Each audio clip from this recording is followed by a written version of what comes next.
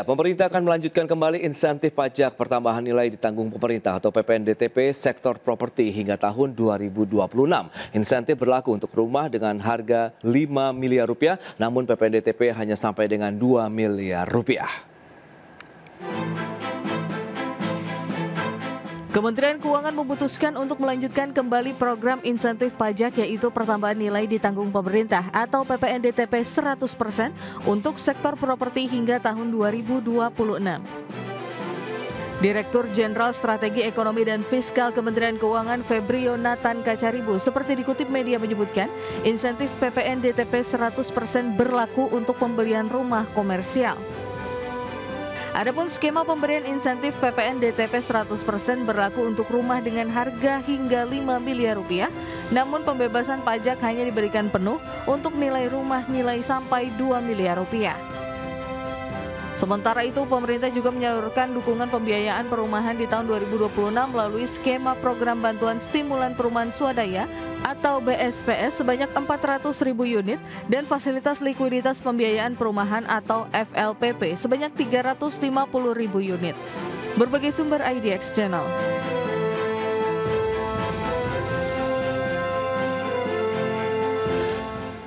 Ya, pemirsa, untuk membahas tema kita kali ini, tekan backlog perumahan insentif PPNDTP 100% dilanjutkan hingga tahun 2026.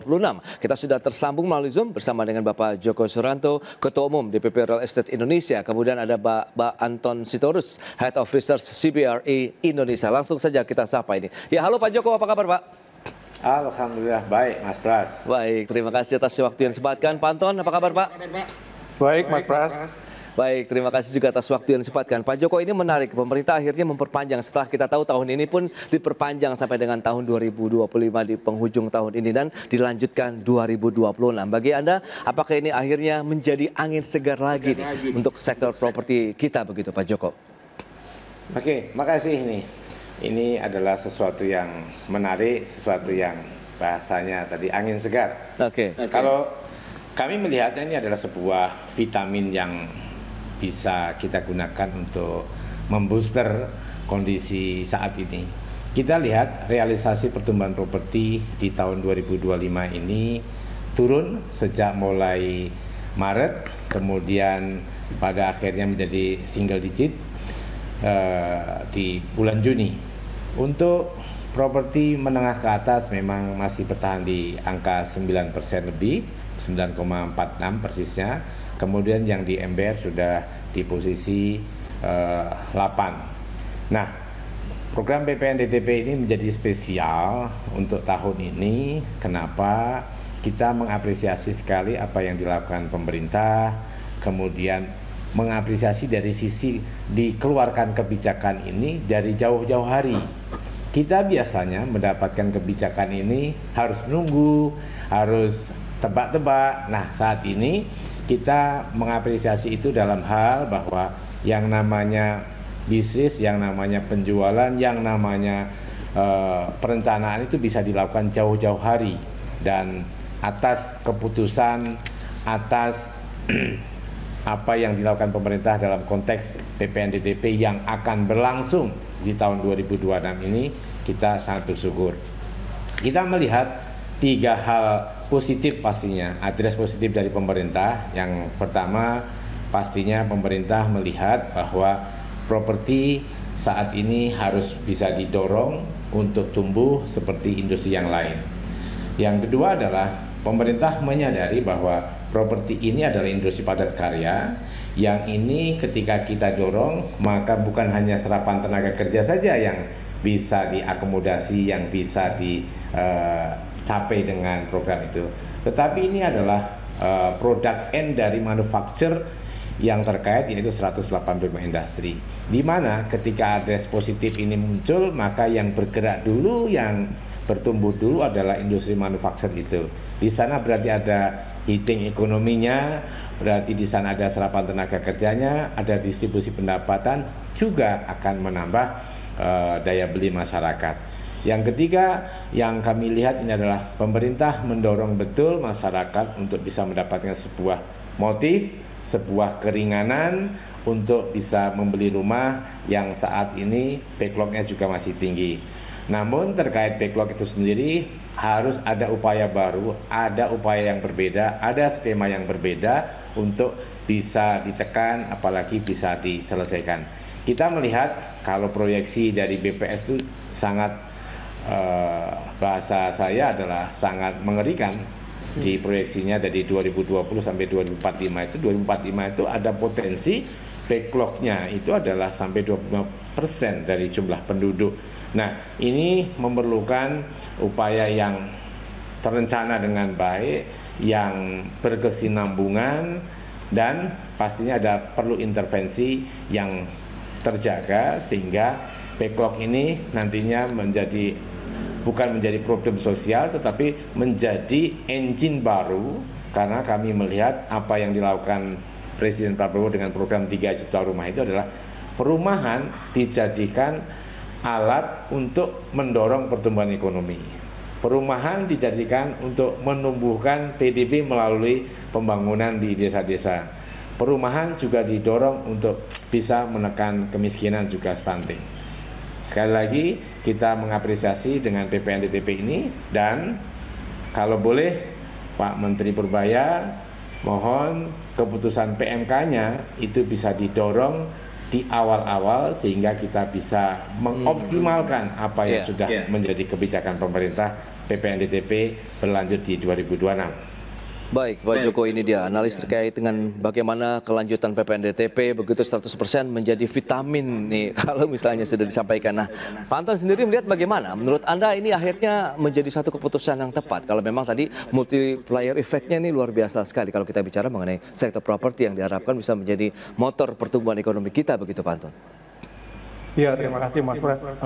Saya sepakat sama Pak Joko bahwa ini adalah suatu angin segar dan keputusan yang sangat positif buat pasar, karena kita tahu bahwa efektivitas kebijakan PPNDTP ini sudah terbukti ya dari beberapa tahun, bisa mendongkrak transaksi perumahan gitu. Dan akhirnya yang selama ini digaungkan oleh ya pasar ya, pengembang seperti Pak Joko, bahwa pemerintah diharapkan bisa memberikan windows of opportunity yang lebih panjang gitu terkait kebijakan ini, akhirnya didengarkan gitu. Kemarin kan hanya dikasihnya 6 bulan, tapi sekarang dari sebelum tahun 2002 namanya udah disampaikan bahwa sampai akhir tahun. Jadi ini suatu langkah yang saya pikir sangat baik lah, di mana akhirnya ada peningkatan gitu dari implementasi kebijakan yang positif ini. Jadi memang seperti tadi Pak Joko sampaikan, diharapkan ini bisa lebih mendorong lagi gitu apa yang selama ini peningkatan transaksi di sektor hunian itu di tahun depan bisa lebih bagus lagi, lebih bergairah lagi. Baik, tapi menurut Anda Pak Anton, seberapa besar sih sebenarnya komponen PPN ini begitu ya terhadap pembentukan harga properti, rumah ataupun apartemen begitu Pak Anton? Ya lumayan Mas, artinya kalau misalnya sampai harga 2M itu kita dapat potongan 11% kan sesuatu yang cukup signifikan. Jadi apalagi dalam kondisi ekonomi yang seperti kita tahu beberapa tahun belakangan ini, jadi apapun insentif yang bisa didapati oleh konsumen tentu sangat membantu gitu. Jadi saya yakin gitu ya, apalagi ini kan kalau kita lihat sampai 5 miliar ya, walaupun yang dikasih 100% itu harga 2M sampai 2M. Jadi saya pikir sangat membantu lah. Bayangkan kalau misalnya 2M itu berarti dapat potongan sekitar 220 juta, kan lumayan Mas dalam kondisi sekarang ini. Jadi kembali lagi, saya lihat ini merupakan salah satu insentif yang memang diharapkan konsumen. Cuma memang ada beberapa catatan ya, maksudnya ini kan insentif dari sisi konsumen. Tapi kita juga semua mesti sadar bahwa in general kondisi saat ini adalah kita masih dalam pertumbuhan ekonomi yang dalam kondisi recovery lah, sehingga ya kita semua tahu bahwa daya beli konsumen ini saat ini masih dalam posisi yang belum normal seperti sebelum tahun-tahun COVID gitu ya. Jadi dengan kondisi daya beli yang boleh dibilang terbatas ini ya mungkin belum bisa 100% maksimal gitu. Karena konsumen pasti lagi juga selektif ya dalam pengeluaran mereka dalam kondisi seperti sekarang ini. Jadi kalau misalnya insentif seperti sekarang ini saya pikir bagus ya, apalagi kalau misalnya ada tambahan-tambahan yang bisa diberikan oleh teman-teman pengembang sehingga konsumen yang memang membutuhkan perumahan atau investor yang mau masuk ke sektor properti ini bisa lebih tertarik gitu untuk kembali ke sektor properti. Ya, itu dia. Lantas jenis properti apa begitu yang nanti akan terbooster ya dengan adanya kebijakan PPNDTP yang berlanjut sampai dengan tahun 2026? Kita bahas lebih jauh nanti di segmen berikutnya. Pak Joko dan juga Pak Anton, kita akan jeda sebentar. Dan pemirsa, kami akan segera kembali usai pariwara berikut ini. Ya, terima kasih Anda masih bergabung bersama kami dalam Market Review, dan berikut ini kami sampaikan data untuk Anda terkait dengan insentif PPNDTP 100% untuk sektor perumahan. Ya, ini dia data selengkapnya bisa Anda saksikan di layar televisi Anda.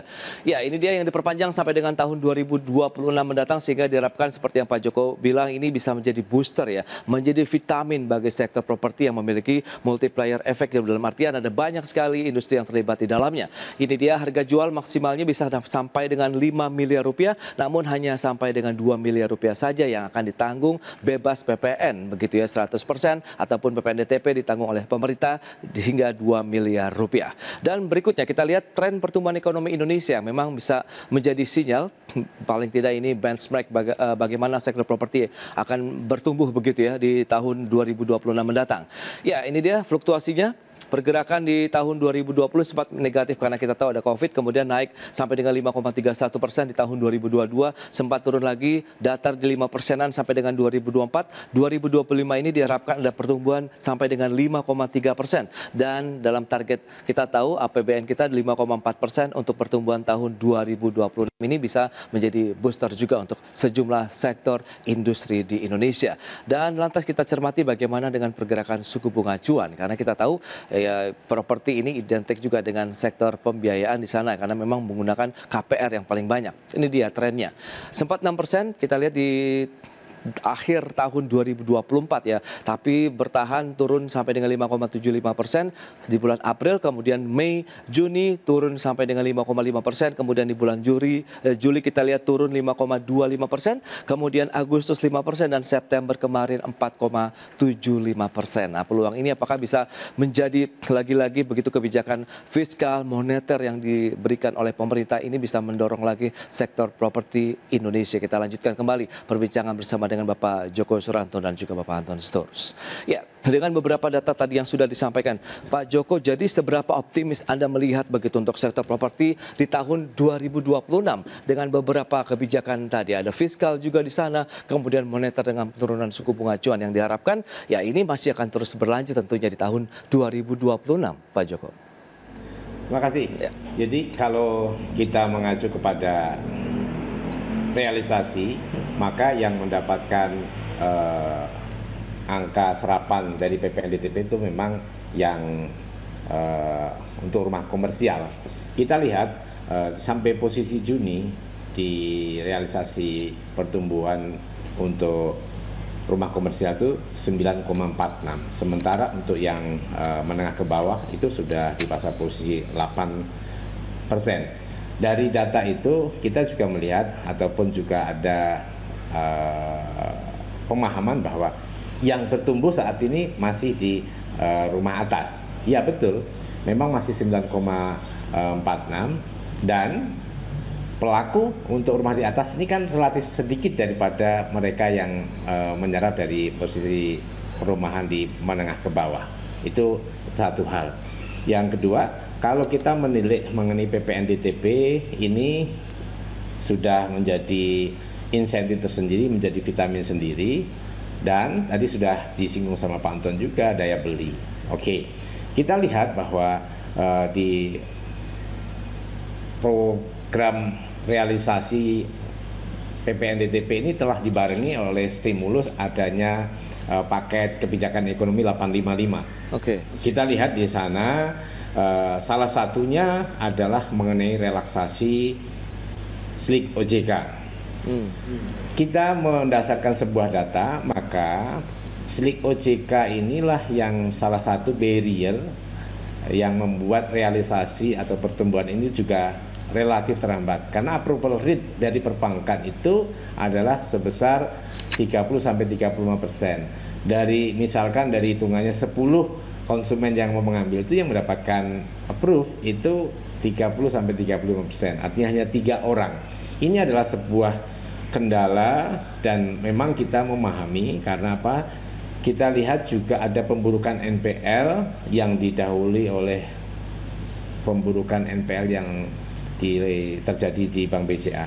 Bank BCA adalah sebuah bank yang mendapatkan konsumennya itu adalah melalui serapan terhadap data nasabah mereka sendiri yang secara profiling itu sudah terjaga, yang secara finansial activity itu juga sudah bisa dihitung saja.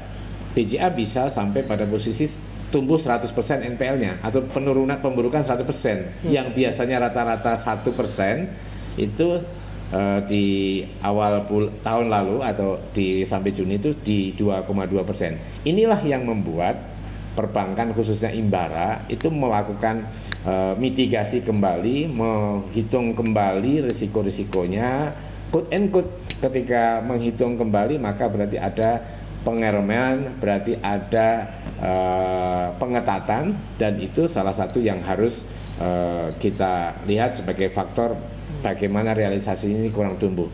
Kemudian kalau kita mengikuti apa yang berupa stimulus dari Pak Menteri Keuangan dengan 200 triliun, maka ini juga menjadi dorongan perbankan untuk juga bisa terdorong. Kenapa? Satu, dari 200 triliun itu berarti himpitan tekanan dari cost of fund DPK-nya lebih longgar.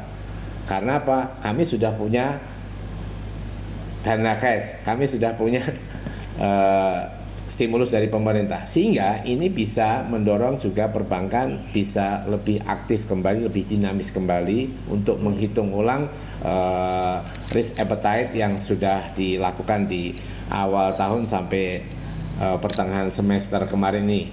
Nah, kita berharap di posisi triwulan keempat ini bisa ada lonjakan, bisa ada dorongan, bisa dinamisasi lagi dari perbankan, karena nyatanya stimulusnya ada, nyatanya paket kebijakannya ada, dan kami berharap pada saatnya kami akan bersurat kepada Pak Menteri Keuangan, kita akan sampaikan proyeksi-proyeksi angka yang bisa dilihat, yang bisa kita diskusikan, sehingga apa yang direncanakan ini mendapatkan kontribusi juga, mendapatkan data yang reliable untuk membuat kebijakan ini bisa dieksekusi.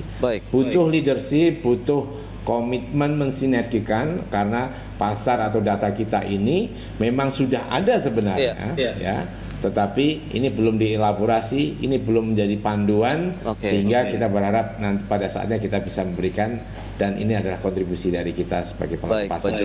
Nah, Pak Anton, Anda lihat bagaimana kalau Anda sampaikan juga tantangan terkait dengan daya beli masyarakat, kemudian SLIK tadi juga sudah menjadi salah satu program yang ditujukan untuk mungkin ada relaksasi di sana, kemudian Anda melihat bagaimana bisa mendorong sektor properti lebih jauh lagi begitu, apakah tantangan di tahun 2026 tidak akan jauh berbeda dengan tahun ini, atau justru lebih smooth lagi begitu kita menciptakan fondasi yang kuat di tahun ini begitu, Pak Anton? Ya, diharapkan tentunya lebih bagus dong ya, karena perangkat kebijakan dan insentif yang positif ini harusnya bisa mendorong. Tapi memang saya ada beberapa catatan, Mas Pras, ya, ini yang artinya kebijakan ini itu menyangkut satu hal. Tapi kan kalau kita berbicara mengenai pertumbuhan pasar, ada aspek-aspek lain gitu ya, yang perlu juga kita perhatikan bersama. Yang pertama, tadi saya sudah sempat singgung, Mas Pras, bahwa Pak Joko juga sudah sempat singgung bahwa kondisinya secara general daya beli masyarakat ini lagi masih belum recover sepenuhnya lah gitu ya. Oke. Jadi dari yang pertama adalah daya beli. Jadi supaya kita semua teman-teman pengembang sadar bahwa dengan kondisi ekonomi global juga yang masih ada uncertainty dan ekonomi ke depan juga tadi sempat disampaikan pertumbuhannya mungkin masih di kisaran 5%, konsumen pasti akan lebih selektif ya. Tadi Pak Joko sempat singgung bahwa kalau untuk segmen menengah atas mungkin nggak terlalu masalah. Segmen menengah bawah mungkin ya itu challenge-nya di situ. Makanya kalau menurut saya mungkin gamblangnya begini, teman-teman pengembang jangan buru-buru naikin dulu nih harga rumahnya, walaupun kan cukup menggiurkan ya, maksudnya kalau kebijakannya ini kan sampai 5M gitu, yang dikasih 100% yang 2M. Jadi ya dalam kondisi seperti sekarang daya beli masih seperti ini, jangan buru-buru naikin harga dulu lah. Itu satu. Lalu aspek kedua menurut saya terkait kepada tadi Pak Joko juga sempat singgung juga bahwa bank masih dalam kondisi berhati-hati dalam mengalokasikan kreditnya dengan ya tadi ada masalah SLIK dan sebagainya. Jadi walaupun dari sisi kebijakan PPNDTP bisa membantu, tapi di sisi lain bank juga masih berhati-hati gitu dalam memberikan alokasi. Dan kita tahu banyak Gen Z yang Gen Y dan Gen Z yang nggak lolos seleksi SLIK. Nah ini bagaimana nih? Ini juga mesti jadi satu perhatian. Lalu aspek yang ketiga menurut saya, kalau kita berbicara hunian kan ada landed, ada apartemen. Nah, sektor apartemen ini kan juga kita juga tahu bahwa masih dalam kondisi yang belum benar-benar sepenuhnya recover ya, masih banyak tantangan yang ada di situ. Sementara kita juga di pasar tuh masih banyak unit-unit apartemen yang belum terjual, banyak proyek-proyek yang masih saat ini masih on hold. Nah, ini juga mungkin bisa jadi pertimbangan pemerintah dan semua stakeholder termasuk juga pengembang. Gimana buat pasar apartemen ini bisa meningkat. Dan yang terakhir kalau menurut saya Mas Pras, kita juga dengar bahwa di lapangan gitu ya, teman-teman Pak Joko mungkin bisa tambahin nanti bahwa seleksi perizinan, masalah birokrasi terkait ya perizinan lah, khususnya kayak AMDAL dan sebagainya, itu juga masih seringkali menjadi hambatan dalam pengembangan proyek perumahan. Nah ini juga mungkin bisa menjadi perhatian supaya langkah yang lakukan pemerintah khususnya dalam kebijakan PPNDTP ini juga bisa dibarengi dengan kebijakan-kebijakan dan insentif lainnya yang jadi komprehensif, Mas Pras. Oke, itu dia. Tujuannya pertumbuhan pasar properti dan recovery yang kita harapkan ini benar-benar bisa berjalan secara integral. Itu dia, tantangannya masih cukup ada. Kita akan lihat nanti solusi apa seperti yang diharapkan. Kita bahas lagi di segmen berikutnya. Kita akan jeda kembali sebentar, Pak Joko dan juga Panten. Pemirsa, tetaplah bersama kami. Baik pemirsa, kita lanjutkan kembali perbincangan bersama dengan Bapak Joko Suranto, Ketua Umum DBP Real Estate Indonesia, kemudian Bapak Anton Sitorus, Head of Research CBRE Indonesia. Baik, nah Pak Joko, sebenarnya lantas apa yang diharapkan dan proyeksi Anda lah kalau kita bicara mengenai optimisme tahun 2026, PPNDTP, kemudian tahun ini pun juga kita tahu banjir insentif di sejumlah sektor usaha industri, termasuk di dalamnya adalah sektor properti. Seperti apa? Mengingat kita tahu juga ada FLPP yang ditambah, BSPS juga yang ditambah, begitu Pak? Ya, terima kasih. Kalau kita mengacu terhadap realisasi investasi di sektor properti di semester 1 sebesar 75 triliun, ini sudah di atas 50% rata-rata ya. Artinya sampai akhir tahun pastinya di angka minimal 140 atau 150 triliun. Ini berarti setidaknya secara riset kita terbukti bahwa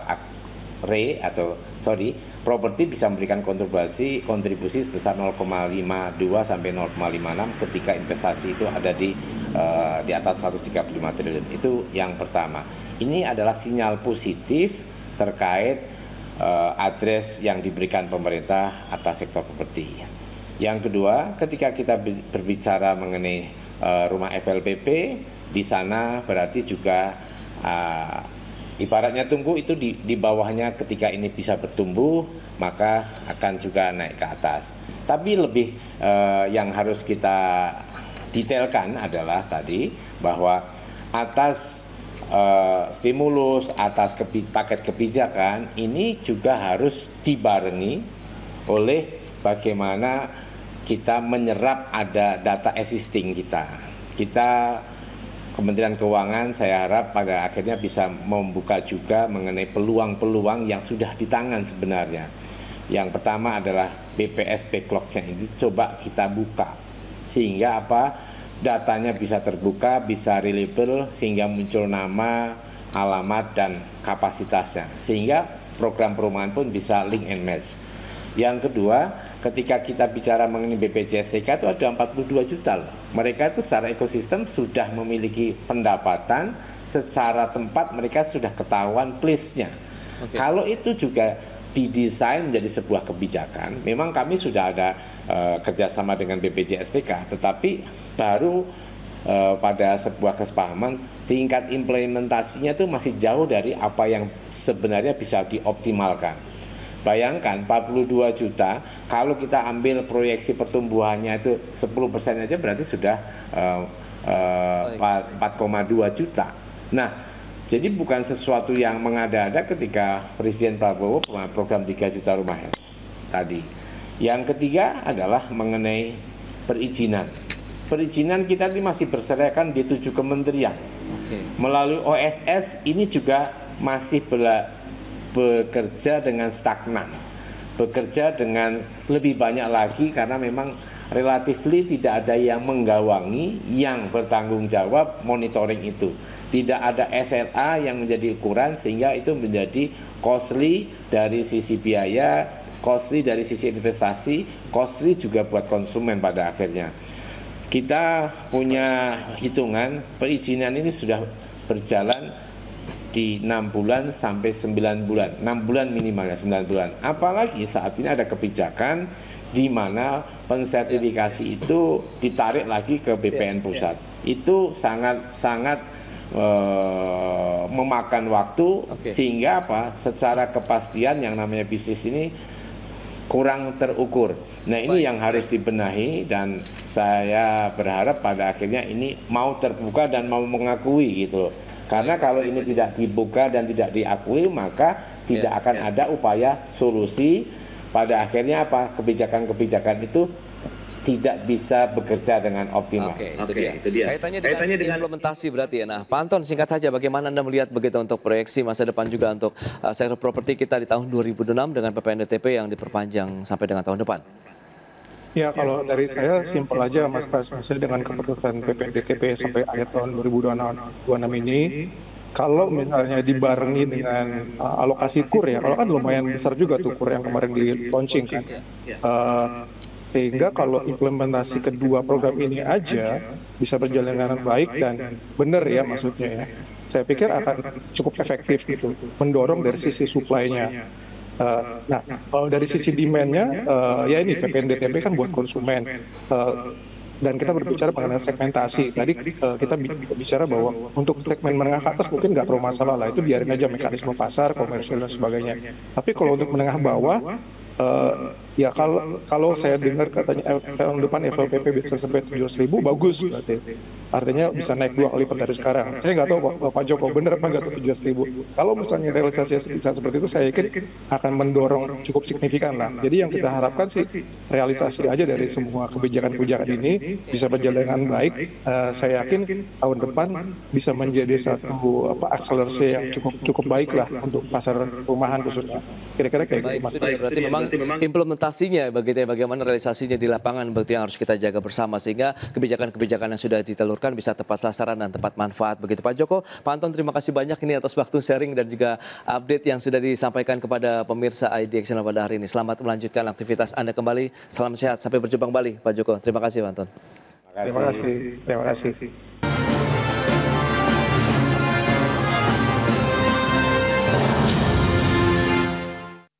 Ya, pemirsa, pemerintah Indonesia pada pekan ini menandatangani 2 perjanjian kerjasama ekonomi, yakni IEU-CEPA bersama dengan Uni Eropa serta ICA-CEPA bersama dengan Kanada. Dengan demikian, Indonesia menjadi negara mitra kerjasama komprehensif pertama di Asia Tenggara bagi Kanada.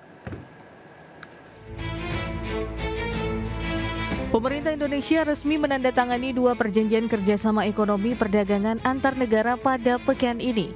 Kedua kerjasama tersebut yakni Indonesia-European Union Comprehensive Economic Partnership Agreement atau IEU-SIPA yang ditandatangani di Bali serta Indonesia-Canada Comprehensive Economic Partnership Agreement atau ICA-SIPA yang ditandatangani di Ottawa, Kanada. Dengan ditandatanganinya perjanjian tersebut, maka ekspor sejumlah komoditas dari Indonesia ke Uni Eropa dan Kanada akan dikenakan tarif hingga 0% dimulai pada waktu yang tertera dalam masing-masing kesepakatan. Menteri Koordinator Bidang Perekonomian Erlangga Hartarto usai penandatanganan penyelesaian substansial perjanjian IEU-SIPA mengatakan kerjasama ini akan melibatkan 723 warga di wilayah Indonesia dan Uni Eropa dengan nilai keekonomian mencapai 21 triliun dolar Amerika. This cooperation is collaboration between 723 million from both countries with a value more than 21 trillion. Indonesia trade with EU around 30 billion and Indonesia export around 13 billion. Sementara itu, Menteri Perdagangan Budi Santoso menyatakan Indonesia-Kanada SIPA menjadi tonggak sejarah yang menandai kerjasama dagang komprehensif pertama Indonesia dengan negara di kawasan Amerika Utara dan yang pertama bagi Kanada dengan negara di Asia Tenggara. Melalui Indonesia-Kanada SIPA, lebih dari 90% atau sekitar 6.573 pos tarif Indonesia mendapat preferensi di pasar Kanada. Berbagai sumber IDX Channel.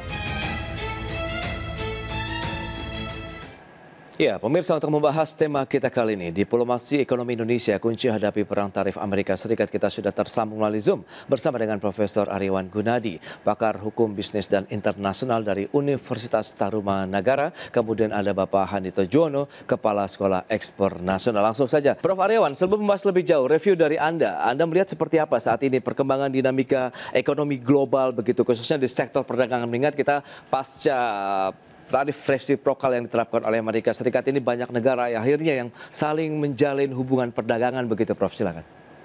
Ya, jadi kalau kita lihat Mas Pras dan pemirsa IDX, ini kan kemarin pidato Prabowo ya di United Nations ini, dan kebetulan saya sekitar 2-3 bulan lalu ke General Assembly di United Nations. Jadi saya melihat situasinya itu bagaimana Pak Presiden ingin menyampaikan banyak poin menyangkut dengan isu Israel-Palestina, menyangkut isu mengenai kesetaraan, sampai dengan isu berkaitan dengan globalisasi dan ekonomi, dan banyak isu-isu yang lainnya.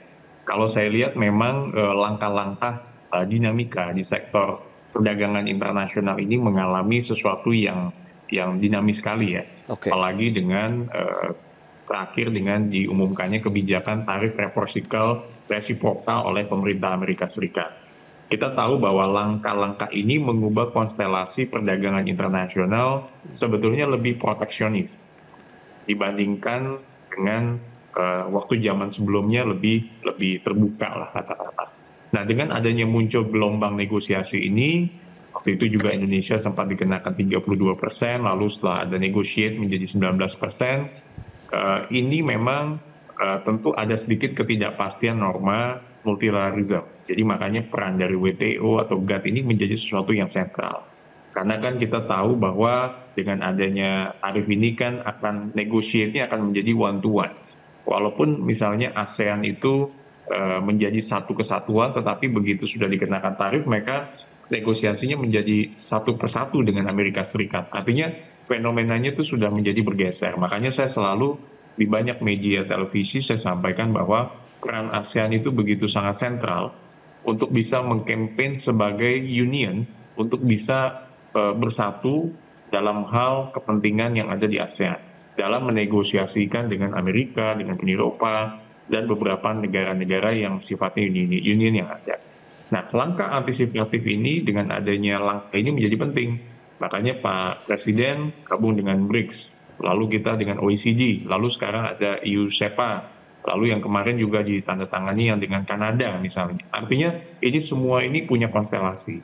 Tetapi waktu itu kita sampaikan di beberapa rilis bahwa kita jangan hanya bergantung kepada satu hal, artinya dengan BRICS aja, artinya dengan Rusia, China dan sebagainya. Tapi kita sebagai penganut negara yang memiliki politik luar negeri bebas aktif, kita harus juga memainkan peran kita di Amerika Serikat dengan negara-negara G7, G20 itu menjadi penting. Kenapa? Karena dalam konteks global ini kan kita harus bisa dalam tanda kutip bermain di level-level negara-negara yang memiliki kekuatan. Dan kita ada di tengah. Kalau kita lihat pidatonya Pak Presiden Prabowo mengenai Palestina kan cukup mendukung yang berkaitan dengan solusi two-state solution. Artinya selalu Indonesia posisinya ada di tengah, ingin menjembatani perdamaian dan keamanan dunia. Sama di dalam konteks global ekonomi dan perdagangan internasional, kita juga harus menjadi bridge builder di antara negara-negara yang ada. Begitu Mas Pras. Baik. Nah, Pak Handito melihat bagaimana dari sisi pelaku ekspor begitu dengan beragam kerjasama ekonomi yang dijalin oleh pemerintah. Diplomasi ekonomi ini menurut Anda menjadi solusi begitu untuk menyikapi dinamika kondisi global begitu Pak Handito? Jadi sekarang ini memang terjadi perubahan yang signifikan di hampir semua pelaku usaha atau pemerintah di seluruh dunia. Diplomasi ekonomi sekarang menjadi semakin terintegrasi gitu. Yang tadinya dikerjakan motornya oleh pemerintah, kemudian oleh dunia usaha, sekarang udah harus gabung, harus nyambung jadi satu. Saya sedang ada di Hangzhou di Digital Trade Expo, Global Digital Trade Expo, dan di sini saya lihat terasa sekali itu bagaimana peranan pemerintah dengan swasta itu jadi satu. Ada acara di sini, ada konferensi yang mengangkat tentang BRIC gitu. Bagaimana pemerintah dari berbagai negara termasuk Indonesia hadir dengan dunia usahanya. Sekarang lagi ada Afrika dengan China gitu ya. Diplomasi ekonomi sudah menjadi sebuah terintegrasi gitu. Barusan ada profesor yang menemukan DeepSeek atau Alibaba Cloud gitu, ngomong gitu. Bagaimana dia kemudian menghubungkan dunia usaha dengan perguruan tinggi. Artinya begini, era ini sekarang sudah menjadi era yang saya rasa sudah berubah kita. Dan kalau di Indonesia sendiri saya menghargai sudah ini ya, kebetulan ada staf ahli diplomasi ekonomi Ibu Selda yang punya pengalaman banyak di Amerika, di Korea, dan beliau kemudian mencoba menggabungkan gitu. Nah, ini yang saya rasa kita perlu dorong terus nih. Hal-hal seperti ini buat dunia usaha ini menjadi hal yang penting sekali ini, dan kita berharap ya perjuangan kita untuk membuat Indonesia punya daya saing lebih besar ini bisa terlaksana dengan baik gitu Mas. Baik, itu dia dengan beberapa potensi ada diplomasi ekonomi juga yang disasar oleh Presiden Prabowo Subianto untuk menjalin kerjasama dengan banyak negara ini tentu akan menjadi hal yang sangat menguntungkan untuk meningkatkan kinerja ekspor dan perdagangan Indonesia. Kita akan bahas lebih jauh nanti di segmen berikutnya, Prof. Heriawan dan juga Pak Handito. Kita akan jeda sebentar. Dan pemirsa, kami akan segera kembali usai pariwara berikut ini. Ya, terima kasih Anda masih bergabung bersama kami dalam Market Review, dan berikut ini kami akan sampaikan sejumlah data untuk Anda terkait dengan neraca perdagangan Indonesia dan juga Kanada, di mana kita baru saja menandatangani kerjasama juga dengan Kanada setelah sebelumnya dengan Uni Eropa juga sudah berhasil mencapai kesepakatan. Ini dia neraca dagang Indonesia ke Kanada tahun 2024, datanya dari sisi ekspor Indonesia mencapai 1,43 miliar dolar Amerika Serikat, kemudian impor Indonesia 2,12 miliar dolar Amerika, sehingga neraca perdagangannya kita justru mengalami negatif ya, minus 691 juta dolar Amerika Serikat, sehingga diharapkan dengan adanya perjanjian ini kita bisa menyeimbangkan lagi atau justru bisa mengalami surplus untuk neraca perdagangan Indonesia dengan Kanada. Dan selanjutnya bagaimana dengan komoditas ekspor utama Indonesia? Ini dia beberapa poin. Ada technically specified natural rubber, ini sekitar 112,7 juta dolar Amerika Serikat nilai ekspornya ya untuk Indonesia ke Kanada. Kemudian ada bagian kendaraan sekitar 63,5 juta dolar. Ada mentega, lemak dan juga minyak kakao, ini senilai 58,2 juta dolar Amerika Serikat.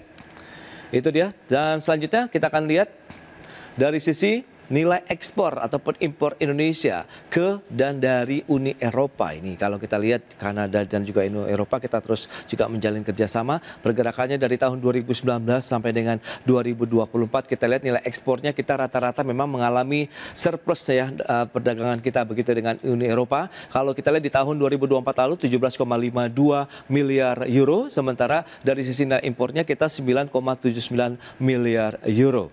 Itu dia beberapa data, kita akan lanjutkan kembali perbincangan bersama dengan Profesor Aryawan dan juga Bapak Hardito Juwono. Baik, nah Prof. Aryawan, dengan beberapa data tadi yang sudah disampaikan ini menarik dengan potensi Indonesia untuk bisa meningkatkan lagi nih dari sisi perdagangan kita, komoditas-komoditas unggulan Indonesia. Anda melihat ya lagi-lagi bicara mengenai diplomasi ekonomi ini akhirnya memang menjadi suatu keniscayaan begitu Prof bagi Indonesia. Iya, betul. Jadi kalau memang kita lihat diversifikasi pasar dan rantai nilai ini juga penting ya sebagai langkah Indonesia untuk ke depan. Artinya kita yang tadi saya sampaikan dengan area negara-negara di timur, lalu kita juga memainkan peran kita di United Nations di barat, ini menjadi sesuatu hal yang penting. Misalnya dari data yang saya dapat, Indonesia sudah punya pangsa signifikan dengan UA ya, sekitar US 30,1 miliar di 2024 dan total ekspor besar di sekitar 266 sampai 292 miliar dolar AS ya kan. Dan ini menguatkan hubungan ya kan antara non Amerika Serikat sebenarnya, antara EU, Kanada, India, Jepang, Afrika. Ini adalah prioritas yang juga strategis. Selain itu juga ada diversifikasi lewat SEPA. SEPA FTA memberikan akses pasar sebetulnya dan proteksi yang sifatnya kontraktual, ya kan. Tapi setiap FTA itu memang ada kewajiban baru lah, seperti TBT, IP, investasi, ROO dan sebagainya. Dan pemerintah perlu cermat melihat klausul-klausul atau kesepakatan yang bisa memperkuat kemampuan domestik kita, local value di kita, dan juga mempertahankan kebijakan publik yang ada di kita. Jadi memang kalau tadi disinggung oleh Mas Pras mengenai EU SEPA, ini memang membuka hampir seluruh tarif, ya paling tidak 98% dengan tarif lainnya yang cukup besar, dan 80% liberalisasi pada entry into force-nya. Dan juga memang EU SEPA akan mereduksi sekitar lebih dari 95% tarif Kanada ke Indonesia. Saya ulangin, tarif Kanada ke Indonesia. Dan kita mulainya bisa lebih cepat di tahun 2026. Nah ini adalah yang menjadi penting, membuka akses pasar dan juga kepastian investor dalam kaitannya kerjasama antara Indonesia dalam kaitannya dengan EU SEPA. Tetapi kita juga ada beban untuk compliance kita atau kepatuhan kita. Misalnya kita upgrade untuk sanitary, kita harus juga membuat aturan yang berkaitan dengan klausul-klausul yang ada, dan juga safeguard dan sebagainya, dan juga kerangka penyelesaian sengketa yang proporsional. Dan untuk itu menurut saya kerangka kerjasama seperti EU SEPA ya kan, dan juga kerjasama lainnya ini memang kita perlu cepat ya, karena kita harus membuat peraturan pelaksanaannya, meratifikasinya, sampai dengan pembentukan mekanisme penyelesaian sengketa. Demikian Pak Pras. Baik, nah Pak Hardito, kalau kita lihat memang ada jeda ya untuk pelaksanaan EU SEPA-nya sendiri 2027, kemudian yang untuk ECA CEPA-nya sendiri 2026 begitu. Nah, apa saja yang mungkin perlu kita siapkan begitu untuk bisa mengisi leg-leg tadi begitu, jedanya untuk bagaimana kita bisa meningkatkan lagi, atau mungkin kita sudah mulai aktif lagi nih untuk menjalin dengan mitra-mitra bisnis di negara-negara tersebut misalnya? Ya, saya rasa memang kita sekarang ini ada dalam posisi yang istilahnya kalau main sepak bola udah total football ya. Kita udah bagus lah ini sepak, kita udah berhasil tanda tangani dan sepakati meskipun ada jeda, tapi sudah ada harapan tuh sana. Dan yang paling penting sebenarnya ini ada kaitan dengan Amerika ya. So ini Amerika Serikat ini kan negara yang sekarang lagi susah dikendalikan gitu ya. Dan itu susah, sekarang makin susah, makin liar. Nah tapi dengan adanya EU SEPA, bergening posisi kita jadi naik. Jadi kita jadi sekarang bisa terlalu ditekankan sama Amerika. Dan memang kenyataan, saya rasa sekarang ini tadi saya ambil contoh. Ini lagi dibahas tentang digital transformasi kerjasama China dengan Afrika. Nah, yang begini-begini nih yang harus kita juga lakukan kan gitu. Kita sekarang ini harus mau B2B atau negara ke kawasan gitu ya, yang harus dilakukan dengan intensif gitu, dan dilakukan hanya oleh pemerintah sendiri atau oleh dunia usaha. Gabungan yang seperti sekarang ini menjadi kunci, ini penting banget di negara. Baik. Ini contohnya lah kejadian ini beberapa hari yang lalu kebetulan kami rombongan dari Indonesia sejahtera, boleh katakan ke luar negeri, datang ke Timor Leste, ke luar usaha datang ke sana, dan uangnya banyak sekali. Dan di situ kita melakukan kegiatan-kegiatan, bahkan pelaku usaha, sekolah pangan misalkan, bikin MOU dengan Dirjen Perindustrian di Timor Leste misalkan. Nah itu kan contoh bahwa pelaku usaha itu bisa juga ikut diplomasi ekonomi, mengerjakannya bersama-sama dengan pemerintah. Nah, asal kemudian dirijennya diatur, di sana KPR-nya bagus gitu, fasilitasi dengan bagus. Nah, ini peran-peran dari peran dari perwakilan Indonesia di luar negeri, baik itu KPRI maupun perdagangan itu bisnis sekarang semakin menjadi penting. Ini saya ingin soal sedikit tentang ITPC kan. Kesempatan bagus sekarang, tapi sekarang ini menurut saya ini masih belum optimal. Ayo kita manfaatkan sebaik-baiknya. Ini saya ingin mengatakan bahwa oke, dengan Amerika kita harus berusaha, tetapi jangan terlalu tergantung lah sama Amerika. Ya, tapi harus manfaatkan yang lainnya sebesar-besar. Oke, itu dia. Memang kita tidak bisa tergantung ke dalam beberapa negara saja. Bahkan seperti yang sudah Prof. Aryawan sampaikan tadi di sebelumnya, bahwa kita harus banyak menjalin kerjasama ya dengan negara-negara lain begitu untuk bisa meningkatkan lagi bagaimana kinerja eksportasi Indonesia, kemudian bisa mendukung akhirnya pada pertumbuhan ekonomi Indonesia, penciptaan lapangan kerja juga yang banyak di Indonesia. Baik, Prof. Aryawan, kemudian Pak Handito, terima kasih banyak ini atas waktu sharing dan juga update yang sudah disampaikan kepada pemirsa pada hari ini. Selamat melanjutkan aktivitas Anda kembali. Salam sehat. Sampai berjumpa kembali. Prof. Aryawan, terima kasih, dan juga Pak Handito, terima kasih. Salam sehat Mas Pras, Pak Handito, pemirsa IDX. Baik pemirsa, 1 jam sudah saya menemani Anda dalam Market Review, dan perbarui terus informasi Anda hanya di IDX Channel, your trustworthy and comprehensive investment reference. Karena urusan masa depan harus terdepan, aku investor saham. Ya, saya Prasetyo Wibowo beserta seluruh kerabat kerja yang bertugas pamit undur diri. Terima kasih, sampai jumpa.